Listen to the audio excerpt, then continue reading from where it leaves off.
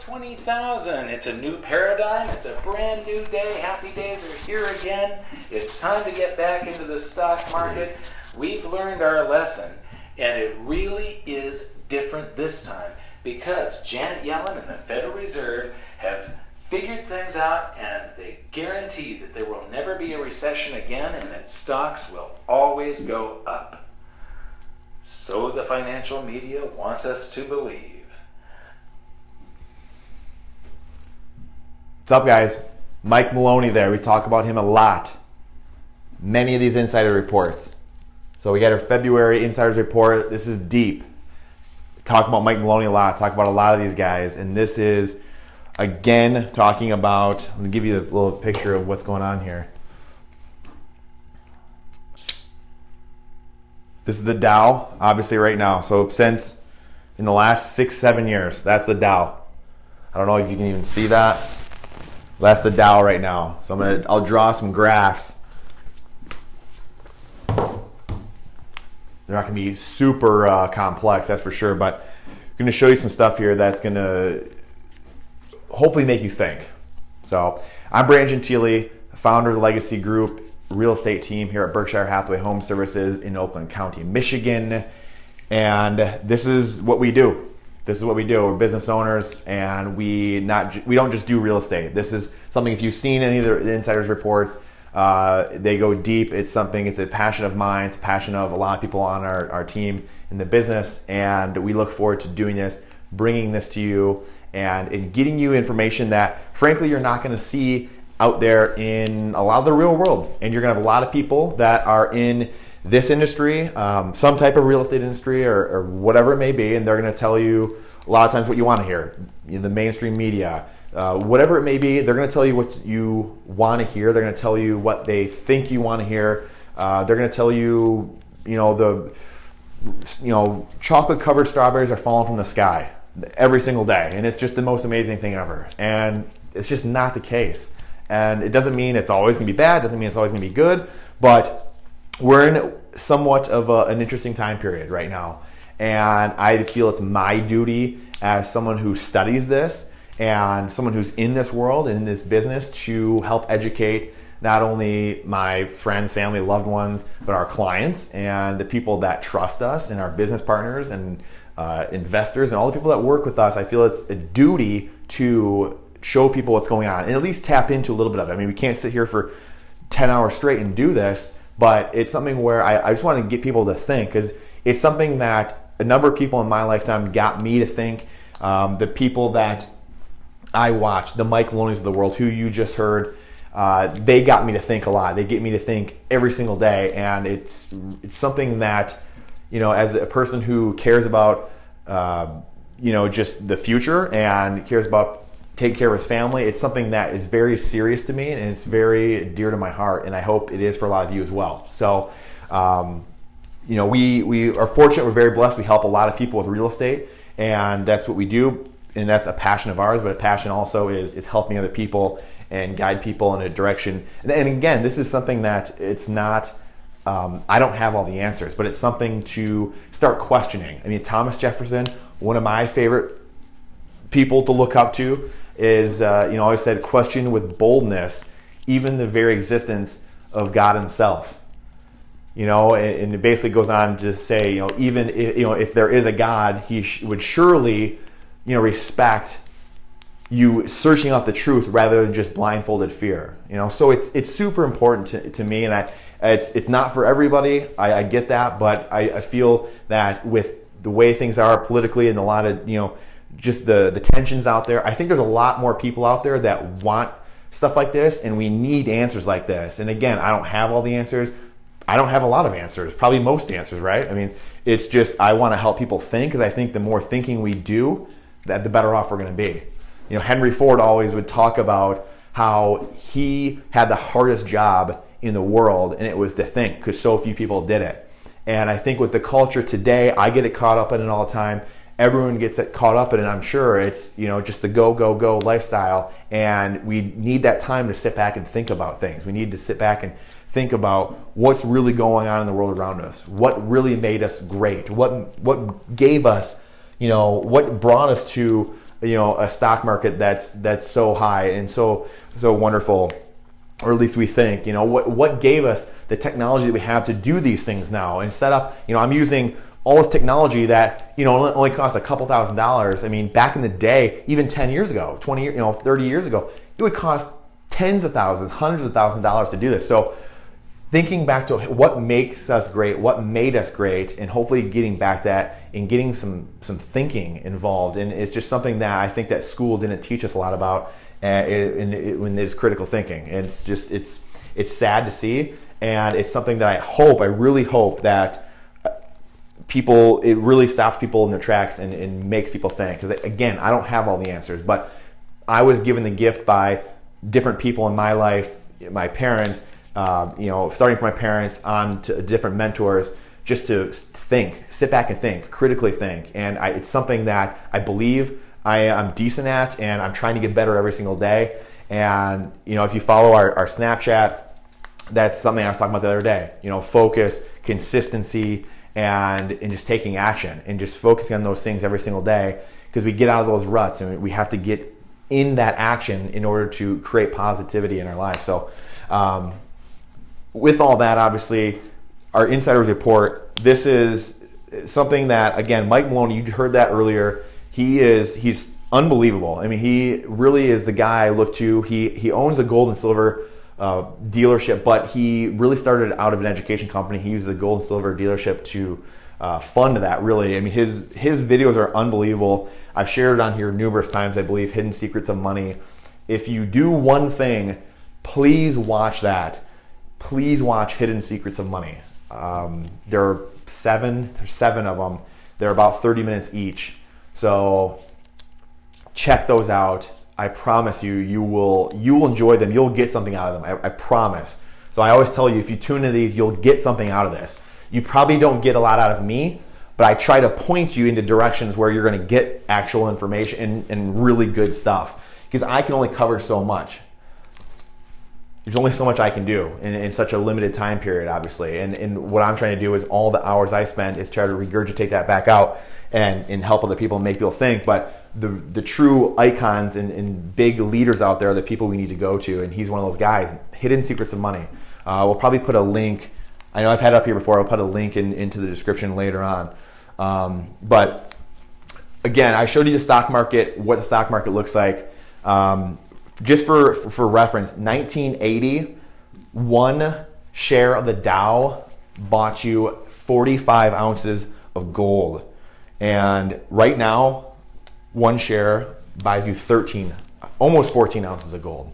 So what that tells us is that the value of the stock market is really dropping compared to gold. Things lose and gain value. We always think, and I still do it, and I've been studying this for years now. We always think in terms of dollars. We always think in terms of, dollars they're nothing. It's just paper. It's a claim check. I got a picture in here on really what it is. Two of them. The claim check. That's what a dollar is, right? So all it is gold and silver. Money is actually something. A shirt is something.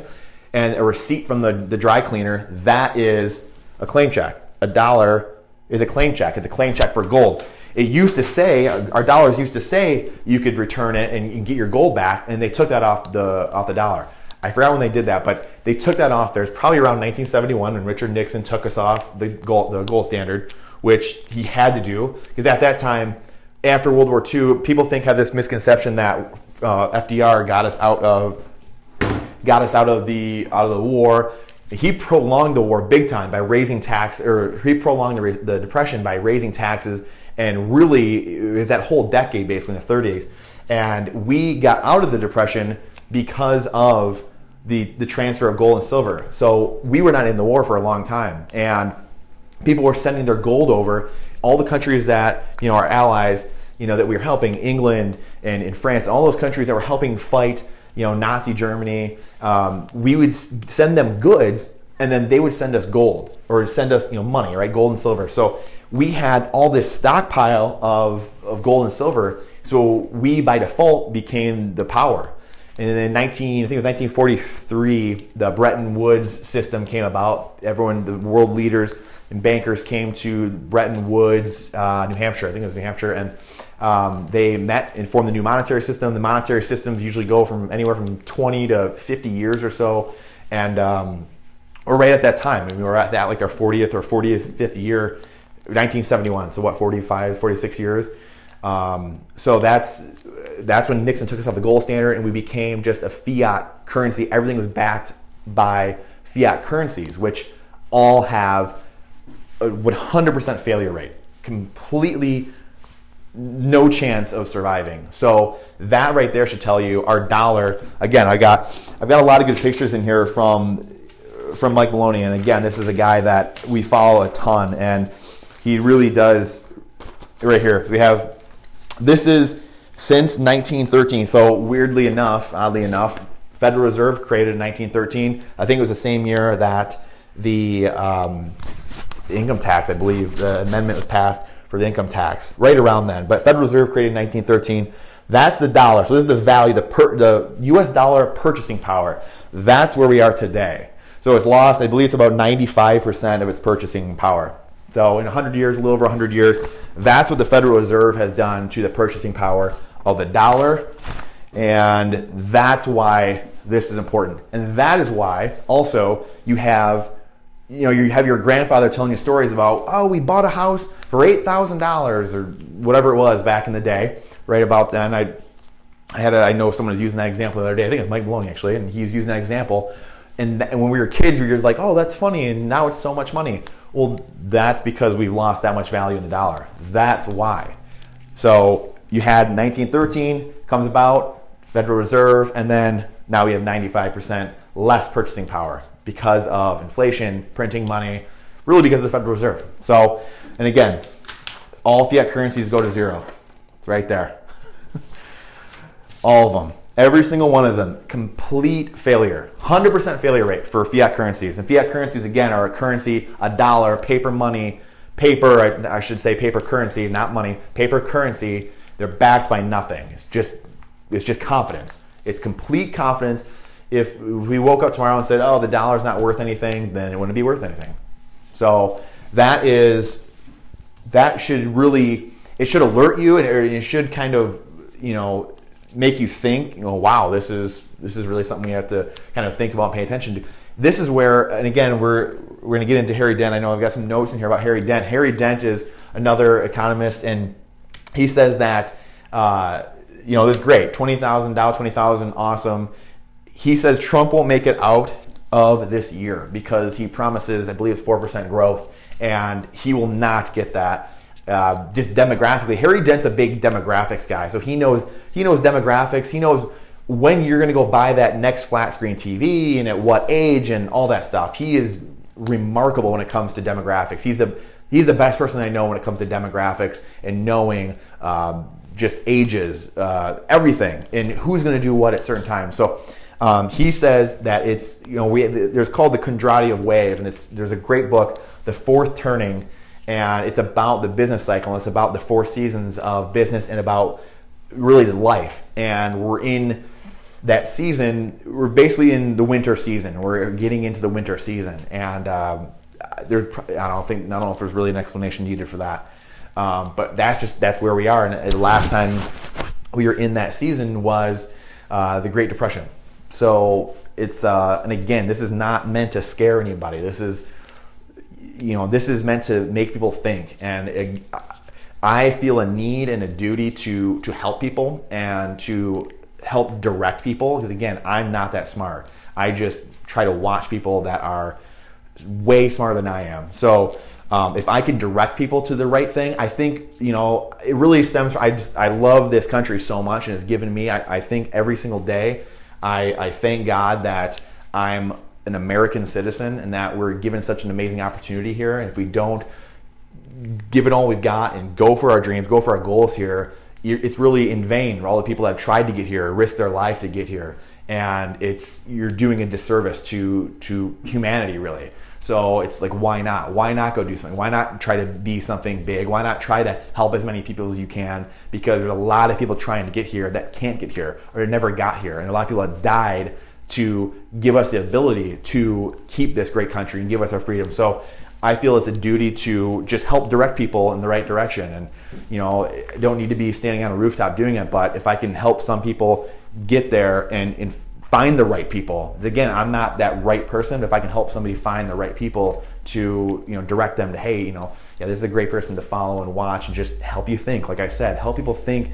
And I think this country will be so much better off. We won't have the tension and all the chaos that's going on. And speaking of that, the reason, again, we have the chaos because, one, the bankers, the Federal Reserve, again, The Creature from Jekyll Island, we talked about this before, is an unbelievable book. It talks about the Federal Reserve, how it was created, why it was created. I have a couple stats here that are just unbelievable, talking about the election. They took these polls and they did these stats around the election, and this gives you a sense of why we have so many issues right now and why we are struggling right now as a nation. And I'm going to read a couple of these off here. 70% of voters did not know the Constitution was the supreme law of the land. Now that should frighten the hell out of you. 70%, over 2/3 of the country did not know that the Constitution was the supreme law of the land. And I would venture to say 90+% of those people in the country did not know, couldn't name 5 of the first, the Bill of Rights.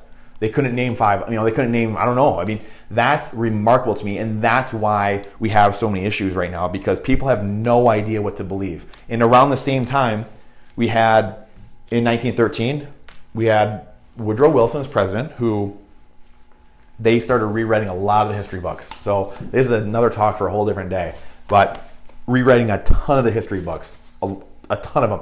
I could get some of the history books in here that don't have footnotes to them, and they just basically say, don't worry about the footnotes. Literally, I'm going to try to get some of them and get them out, because it's mind-blowing. I mean, the fact that you could, we sit there our entire life in school and figure out how to do these different formats for sourcing things. And you have these scholars in the early 20th century just telling us, oh, don't worry about it. We're the smartest people around and you don't need footnotes. Just believe us.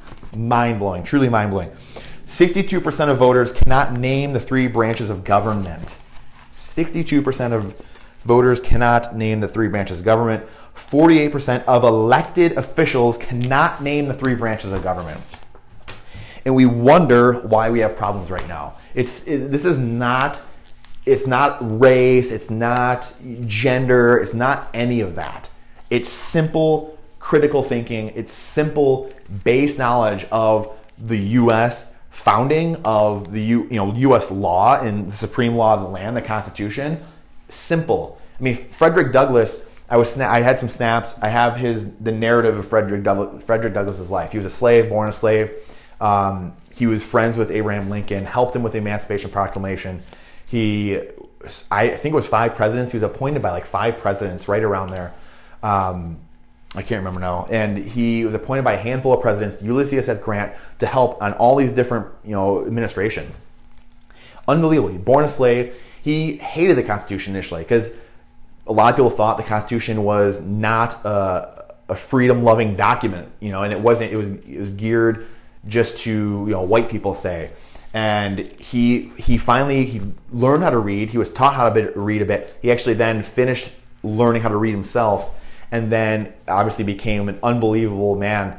And he loved the Constitution. He became such a lover of the Constitution because he realized how amazing that document was. And that is why, if we were truly taught that in school, and if we knew that, we wouldn't have 70, 80, 90% of the problems we have today. Because we have so many different people that know different sets of facts. And again, I don't know how to say it any other way, because I know there's a lot of the fake news and alternative news and all this garbage out here, which that's just life. That's been like that forever. And we just talked about Woodrow Wilson and all his buddies rewriting history books. So fake news has been around forever, but it has spread so much that we have people literally that you could tell them 2 + 2 is 4 and they say it's 5. Then you have these people over here saying, no, it's 4. And it's a complete mess. So these things are simple things that are creating such massive problems in our country. And it's really is. It's scary, but there's things we can do about it, and it's just becoming enlightened. And it's really, you know, setting the record straight and getting people out in front of it. So I know it's going a little long here, so I'm gonna wrap this thing up. But we have a couple quick things. Truck drivers, a couple other things that we were really kind of getting into was just kind of demographics. Of course, Harry Dent and stuff. He was talking about, you know, truck drivers being one of the most populous jobs in many states. And once we have Uber truck drivers, what happens to that population of people? How do they work? How do they get work? So again, things to think about and things to really kind of, you know, get inside that brain and really start thinking about and talking about. So I'm going to post a lot of this stuff on links here and stuff and put in the description. But this is, again, it's something that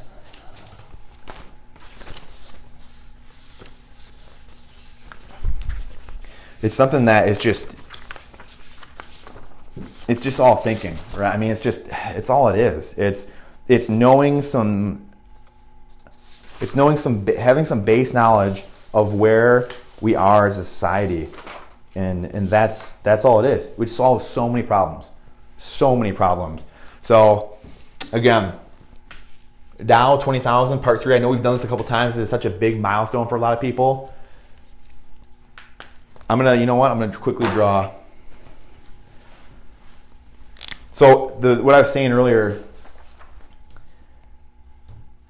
the Dow buying one share. This is, so when you compare the Dow to gold and silver, true money, basically you have